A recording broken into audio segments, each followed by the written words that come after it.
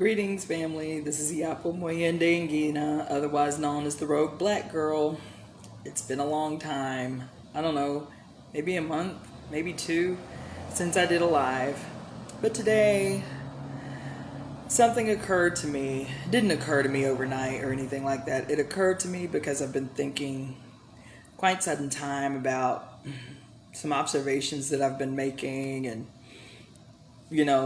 what was going to take priority and how I was going to, come back and do a live. And this one's not going to be very long because I'm at work waiting for my next client to show up. But something was just sitting with me, man. And so the title is, of this live is, what is solidarity really? What does it look like in the real world?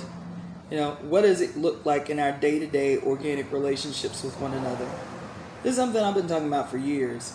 You can go back over lives from 3 years ago, and it's been the thing that, for me is like one of the most important issues.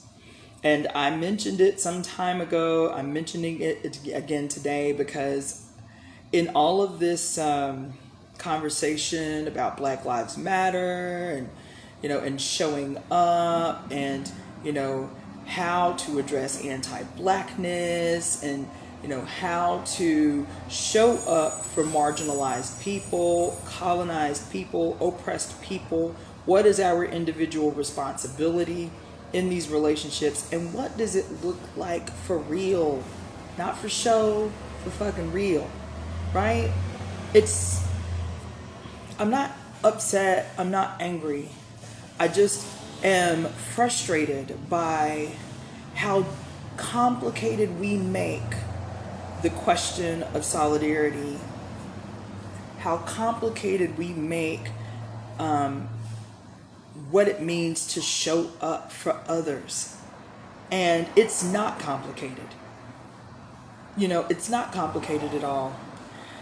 There's so many things that I could address in this. One thing that sits on my mind, I probably won't go into it that deep today, but there is a difference, people, in case you didn't know, between anti-Blackness and anti-Black woman. Two totally different things. And it's so interesting how convenient it is to confuse those things. And it's never as evident as it is in this daily walk that we make as Black women in life. It's so easy. We act confused about even what we're seeing when we see this travesty that just happened with Breonna Taylor. It's not a mystery. It is what I'm talking about. It is so easy for us to show up. It's so easy for us to understand the face of injustice when men are assaulted, mishandled, misused by the system, right? It is so easy. And I'm talking about colonized men across the board, Black, brown, red men. It is so easy for us to identify clearly this travesty of the quote miscarriage of justice when dealing with assaults, murders of men of color. But it took months before anybody said anything about Breonna Taylor. Even then, we were timid in how we showed up for her. But this is indicative. So these are extreme examples of something that happens daily. And when I came out here to California, I remember doing this whole long thing about how important it was for us to get out of our comfort zone. That we can't be talking about solidarity. We can't be talking about showing up for our brothers and sisters of a different race if we aren't even willing to go where they are, to be where they are, and not say, I'm here to help you, blah, blah, blah. It is about, I'm here. What is it that you need from me to support what it is you need for yourself? That's showing up. It's not coming into a place and setting the terms. Even if you have skills, even if you have something that can be of great use, it is to humble yourself and to go into these spaces where you are not comfortable and it is not your norm, and say, these are the skills that I have. How can you use me? And at the end of the day, anybody that knows me as an organizer knows I'm not talking out of the side of my head. Anytime I go to anybody's shit, any event, any place, anytime, anywhere, with any group of people, I am always an organizer. That's my mentality. That's my blood. So I step into those spaces, and the first thing I do is identify the organizers, and I say, brother, sister, is there something you need help with? Is there something I can do? How can I show up? And you let them set the terms. But that's not just in political life, people. That is in our day-to-day interaction with human beings. And we can show up to demonstrations, you understand? We can show up to events, you get it? We can show up in all of these different outward ways. But I swear to God, man, half y'all, I don't believe you. You understand what I'm saying? I get it. You're well-intentioned. You're progressive. You know what I'm saying? But I don't believe you. I don't believe you. I don't believe you. I don't believe you. It's so trendy. You know, I just saw some post about something that happened in the park here in LA called like the magnificence of black women or some shit. You understand? You know, I'm sure the intention was genuine. I'm not fronting. What I am saying is like, why? Why would that have to be a thing in a world where people were genuinely daily in their regular interactions with human beings showing up? Why do we have to make these grand gestures to prove to the outside world we give a damn about black women? We give a damn about black people. We give a damn about brown people. We give a damn about red people. The rhetoric is so fucking prolific. It's like disgusting, man. It's fucking burdensome and shit, yo. It really is. You understand? It really, really is. And we don't have to complicate this shit, yo. We don't. I've been to so many events since I've been here in California. That shit never ceases to blow my mind. Good, well-intentioned people, you know, just blows my mind to go to an event that's talking about showing up for black people. How do we show up for black people? How do we show support for Black Lives Matter? And you can count on a hand, maybe, how many black people are present. That shit blows my goddamn mind. We ain't goddamn LA. You understand? Black folks is everywhere. You can throw a rock and hit a black person. So, I don't get it. That shit don't make no damn sense to me. I'm sorry, it don't. It don't. Or even, like, I've heard a lot of indigenous brothers and sisters, native brothers and sisters, especially when I was in the South, who would be righteously indignant when they would have some event, you understand, some seriously political event, some profound shit that we're all showing up for, and the only reason that they ask an indigenous person on the platform is to fucking sing a song or some shit, to fucking do a prayer, bless our shit, while we ignore the struggles of indigenous people the rest of the goddamn program. That shit happens all the time. You know what I'm saying? Can you come sing a song for us? Can you? Yo, I just don't understand it, yo. I mean, I done heard of scenarios, man, since I've been here, especially in the last few months with this Black Lives Matter resurgence, right? Where there'll be organizations of people calling for actions in support of black lives without calling a single fucking black person into the space into the meeting, into the organizational process for insight. How can we show up for you? And don't see it the least bit problematic. It's condescending. It's arrogant. It's disgusting. And I get it. Please believe it's not. We have to have hard conversations, Joe. Because how? Let me ask you a question. You understand? So I might get in trouble. But it's okay. So I've heard this concept of restorative justice, right? I've heard and I like the concept of restorative justice. I've been in militant organizations. I've been involved in revolutionary work, political activist work for 23 years. I like the idea of restorative justice. You know, call it whatever you want. We call it criticism, self-criticism, and rectification, right? But the thing that I find problematic, and it's not goddamn rocket science I'm talking about, it's opportunism that I'm talking about. So you have a situation where, a hypothetical situation where a man is brought before elders of an organization or veterans in an organization being accused of some egregious crime, some crime against a woman, right?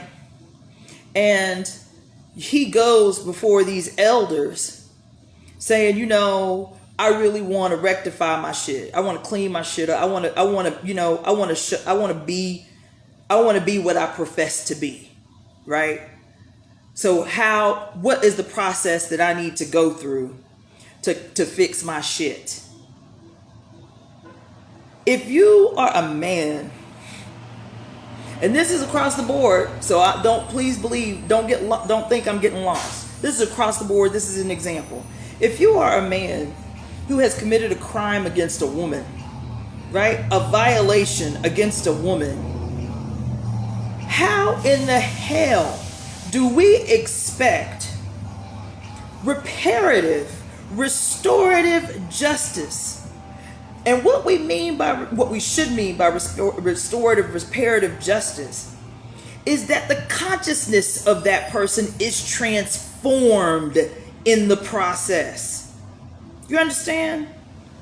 And if transformation of consciousness is required in this particular scenario, how the fuck do you expect that it is going to be a council of men that is going to lead this man who has committed crimes against women in the right way, in the right direction? That's problematic. You don't even bring women into the circle. You don't even give women leadership to say, this is how we think this process needs to be executed. And men and women on this council come together under the women's leadership to say, y'all are the ones who suffer at the hands of men. Y'all are the ones who are on the bottom of the goddamn totem pole in this joint called patriarchy. How is it that we need to give guidance and leadership to this brother so that his behavior and his consciousness can be transformed through this process? Right? That's reparative. That's restorative justice. It is criticism, self-criticism, punishment, and rectification. Right? Okay, so we're talking about restorative imperative justice. We're talking about how do you show up? What does solidarity look like? And I give that example because that's kind of an extreme example of at least the base, the foundation of what the hell I'm talking about. How the hell, if you acknowledge that you hold in your heart, you harbor in your goddamn skin because of your lightness, fucking privilege at the expense of black-skinned people, you say, I recognize light-skinned privilege. I recognize, the privilege that comes with being non-black in this damn society. I want to show up for black people, and you don't call Africans to the goddamn table to say, how can we show up for you? How are we missing the boat? What is it that we're not seeing in the big picture? I don't understand that shit. And that's why I say I don't believe you. I don't believe that you mean what you say. Because see, at the end of the day, the evidence of belief is behavior. The evidence of belief is behavior. If you say out your mouth you believe X, Y, and Z, but every time somebody turn around, they having to check the shit out of you about your insidious ass anti-blackness, I don't believe you. I don't care how many shows you put on in public displaying how down you are or how many black lovers you take as evidence of how with it you are. I don't, man. I don't. And as far as I'm concerned, the way this shit is set up, if you show up for black women, and I mean genuinely show up for black women, man, you meet them where they are. You listen when they speak. You hear what they have to say about their experience in their relationship with you. You understand? If you show up for black women, you show up for every goddamn body. I said what I said. If you show up for black women, you show up for every goddamn body. I go into spaces, and you can ask anybody that knows me. I'm actually, and y'all know me, I ain't timid, I ain't soft, I ain't shy, I ain't soft-spoken, none of that shit. But I do have reverence for human beings and their space and their autonomy. So when I go into a space, I'm always hyper aware of who I am in that space as a black woman. Hyper aware. I'm always asking for permission to speak. I'm always asking before I open my mouth, are you wanting me to just listen or do you want me to offer feedback? I'm always mindful of that when I go into spaces with indigenous brothers and sisters. I'm always hyper aware and hyper conscious of being very clear in what I communicate to others. Always. Right? I feel like I'm a smart woman. I feel like I know some shit. You understand? I feel like I'd have done enough work and paid enough dues in the work that I do have the ability to speak. Right? It doesn't mean that I walk into a space presuming that I know the peculiar conditions confronted by indigenous brothers and sisters, by Native American people, by Mexican people, by Puerto Rican, Cuban people. Their experience is not my experience. Their experience, as far as my understanding of the world, is still conjecture because I don't live their experience. So I be quiet in them spaces until they offer me the opportunity to speak. But don't nobody treat Africans that way. Don't nobody give Africans the same kind of goddamn reference. All these goddamn people out here in California talking about showing up for black people, doing X, Y, and Z for black people. Black Lives Matter, this, that, and the other. And don't nobody call black people into these goddamn spaces. I done been there, man. I done been to so many motherfucking events where I'm the only black person in the room and there's 100 people there. Motherfuckers singing from the stage about Black Lives Matter. People, saying all these wonderful things about how, we need to show up for black people, but black people ain't in this. Do you just not know black people? Is that what's wrong? Do you not know where the black communities are in your city? Is that what's happening? What is it to be told about events that are happening where all of these people support black lives and we doing this and we doing that and we gonna organize this and we gonna organize that? And I'm like, okay, cool, that's awesome. So who all's on the committee? Are there any black people on the committee? Well, no. And you don't find that the least bit problematic? Or better yet, I heard this one thing about all these women who wanted to show up for Black Lives Matter, right? I'm like, yeah, that sound dope. Because they wanted it to be a youth thing, right? So they was going to bring all their babies to do this youth thing for Black Lives Matter. I was like, that's wonderful, right? And so in my mind, I'm automatically assuming it's black people. And then she starts talking about the makeup of the committee. She was like, well, since they all have black children. I said, wait, what? What you mean they all got black children? I said, how many black people are on the committee? All the women, quote, showing up for black people are women who are non-black, who done had children by black men. That in and of itself probably wouldn't have been an issue if you would have taken as much time to organize black mamas of black children into that same process. But the absence of black women in an organization, yo, listen, I don't know. I just find that what is happening, LA is just a microcosm of a bigger thing that is happening throughout this country. It really, really is. It's so fascinating out here. This is the greatest sociology project I've ever been involved in, LA. You understand? LA has set the terms for what progressiveness is supposed to look like around the world, and it's not that progressive. And this is from a little black girl from Alabama. You understand? It is not that progressive. And even in these spaces where people say they support black lives or they, support the voice of black people or what's happening to black people or what have you, it never ceases to amaze me how me, right? Loving, outgoing Iyapo, right, is always being challenged by my voice. These are not, listen, black women ain't talking this shit for no reason. I had to have it out with a friend of mine. Like, I like this guy a lot. Respect this dude. Done work with this dude. But I'm like, yo, I don't know if you recognize it or not, but you can't challenge how I speak, literally speak.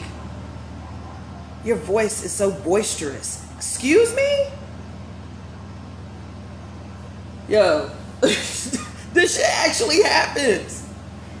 You understand what I'm saying? You can't make this shit up, yo. And I'm laughing, but I'm saying, man, if you are black and you say that you stand in solidarity with black, because this is across the board. I'm black, so, of course I center me. I'm woman, so I center me. But I'm saying this goes for all of us. If you are a black person in political organization or in life in general who say, I support the movement of Mexica people, Mexican people, to have their land back, to have freedom, to have sovereignty, to have independence, right? I stand against the police massacre of Mexican people, brown and red people in this country. I support, demolishing these goddamn so-called penitentiaries that are housing babies along the Mexican border, right? Then that's one thing, man. But how do you show up on a day-to-day basis? That's all I want to know. How do you show up for brown people as a black person? What does it mean to support the struggles of migrant workers in the real world in an organic way? Do you go to communities that are not your own and offer your resources by spending your money in these communities? I do. Still spend money with my own people's communities. But I don't just talk when I say I show the fuck up when I can. And if I don't, I check myself. Right? If you Asian, black and Asian communities, we got a lot of work to do. We got a lot. That shit ain't never been more evident than out here. It's one thing to go to college and learn about black power shit as an Asian person. It's quite another to show up for black people. Everybody is so well versed in revolutionary movement and revolutionary lingo out here, but that shit ain't manifesting their goddamn behavior. That's why I say belief. The evidence of behavior of belief is behavior. It's easy to spout off Marx and Lenin, you understand, and talk about what books you read by, Bell Hooks and Nikki Giovanni and, Angela Davis, and it's great. You understand? It's cool to sport your little, Bobby Hutton bracelet, or your Fred Hampton button and shit. That's cool. Right on. How the fuck do you show up on a regular basis? And I ain't talking about hero syndrome shit neither. Black people don't need fucking heroes out of people fronting that solidarity. We don't need charity from any goddamn body. We need solidarity forces, and there is a vast difference. How do you show up when you say you support the struggles of indigenous people, Native American, so-called Native American people that have their goddamn land back? What does it mean?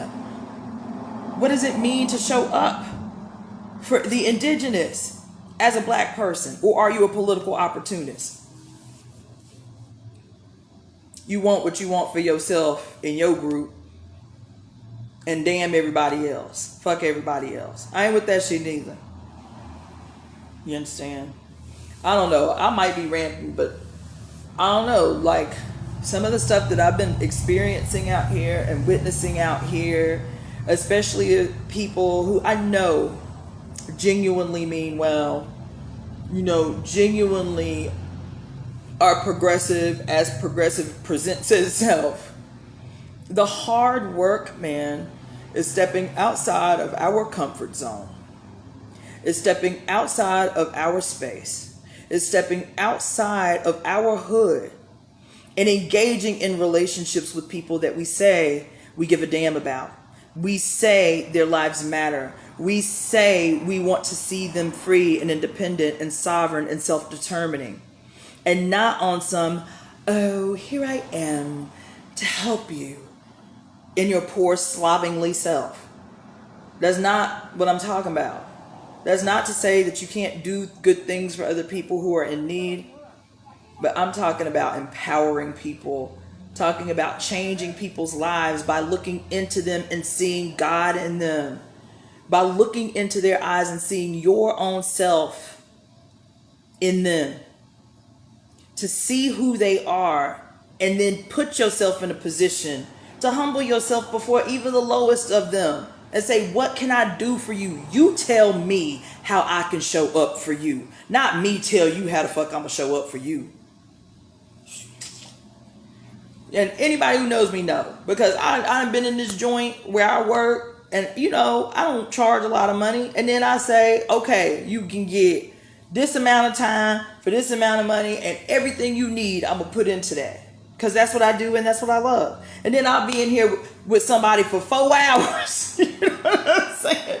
Ain't charged a penny more because they and spirit say, I'm going to need you to sit your ass right the fuck where you are and give them the time that they need in this moment. And I'm okay with that. I'm okay with that. You know? To have an elder say, look, dear, this is what it means to do X, Y, and Z. You can't just ask me questions. You know, you have to humble yourself from, you know, you have to, I am who I am, and you have to humble yourself. You have to make an offering. You can't just ask me, you can't just, quote, pick my brain. I respect that. I respect that. Ain't my custom, but it's theirs. And they have a right to set the terms in their relationship with me. Because that's what it means to show up. You understand? But we don't want to show up if it's not comfortable. Ooh, we ain't talking about that. We don't want to show up if it's not convenient. Ooh, don't want to talk about that. We don't want to show up. You know, and then I think this is the last thing I'm going to say about it, because I know my client's going to be here in a minute. But the other thing is I think it's easy for women to identify misogyny in men. It's really easy. It's very clear most of the time for us to identify misogyny in men. But I feel like there's a great deal of work. I used to make light of it, I think there's a great deal of work that has to happen among women. And whatever the reason we do it, the trauma, you know, the victimization, you know, we have horrible self-esteems, you know, imposed on us by unrealistic, you know, expectations, you know, whatever, by patriarchy.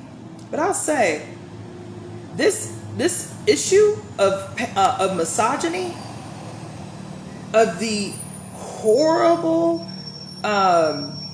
nasty, foul, vicious, fucked up, sabotaging ways that women express their misogynistic beliefs. Don't even see it that way. But some of the shit I hear coming out of women's mouths, I'm like, out of people's mouths who swear they progressive. I'm like, what the fuck? I just know I know women, we find, this is bad. But I know, we are victimized by the society. It's not to take that away from us. But all of us have work to do. All of us have work to do. All of us have to be repaired from this malignancy called patriarchy. This fucking cancer run amok in the consciousness of everybody on earth. There is nobody that is not infected with this madness, infected with this shit. And unfortunately, because we've been so battered, because we've been so brutalized, man, it's so easy for women to attempt to destroy other women. And then we cannot figure out why men feel so comfortable treating us the way that they do. We demonstrate on a daily basis in our treatment of each other how we expect men to treat us. It's this horrible vicious cycle, but it is our responsibility to transform where we can. We can't change the minds of men directly, I don't believe. All we can do is take leadership where we can and take ownership of our own shit where we have to. You understand? We cannot be lamenting. I want you to hear me because I hear it a lot. We cannot be lamenting about how our old raggedy ass ex-husband did X, Y, and Z, and he cheated with this many so-and-so and this and that. And then you turn around at the same side of your mouth and talk about the married man you pursuing, and you justify it because his wife ain't shit. She don't do shit. She ain't about shit. We can't do that. We cannot do that. We can't do that. We can't do that. And listen, I am not a glistening, blemishless somebody. I got my own shit that I've had to fucking stand in front of people and make self-criticisms about and really go through the process of undoing that shit in my own consciousness. What I allowed, low self-esteem to justify me doing to other women. What I allowed, low self-esteem or whatever, rationalization I used at the moment to justify some crime. And I'm talking about, like a spiritual crime, like an emotional crime against another woman. I don't do that shit. I ain't with that shit. Don't mean I haven't. But whenever it was possible, I always made a self-criticism for that shit. I do not go out in the world setting it as my intention to do harm to some woman. Never. I don't do that. You understand? And so I feel like women have a lot of work to do, and it's easy for us to look out there for what's happening to us from out there. But it's rare that I hear us talk about like how we don't show up for women. How we not only don't show up for women, we would actively conspire against them. We would consciously do harm to them. You know what I'm saying? We would consciously, we can't do that. So that's what I mean across the board. Brown people showing up for black people, white people showing up for colonized people, men showing up for women, black people showing up for indigenous people. All across the board, we have to be showing up for each other. And what that means is we have to let those that we say that we support to lead us in how they can use us. How we can show up for them means they set the terms. We don't set the terms. We don't set the terms. Right? Now, if you say you're showing up for black women, and I say this is what it is, That's what I expect. That's what I expect. That's what I expect. You understand? Not, this is how we think you should do it. This is how we think we should show up. Look at the wonderful idea I have for your life, black woman, black people. Later for that shit.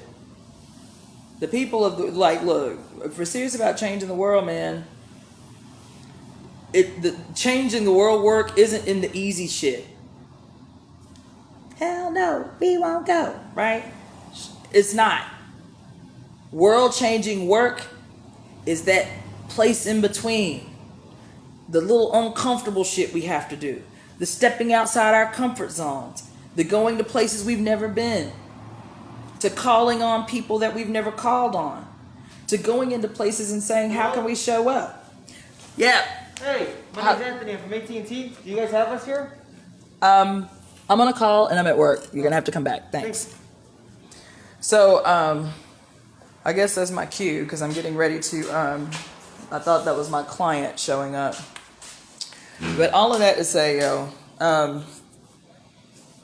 if we aren't doing if we aren't doing the self-work, the self-investigation on the ways that we drop the ball in solidarity work, the ways that we're not really showing up but we're showing out, the ways we're not really showing up but showing out, right? Making sure we get our photo op. I was there when that happened. You understand? Later for that shit. Anyway, I'm gonna go. I'll be back later. Maybe in a month. Maybe in a couple weeks. Alright. This is IyapoNgina, otherwise known as the Rogue Black Girl. I'll see you again whenever. Peace.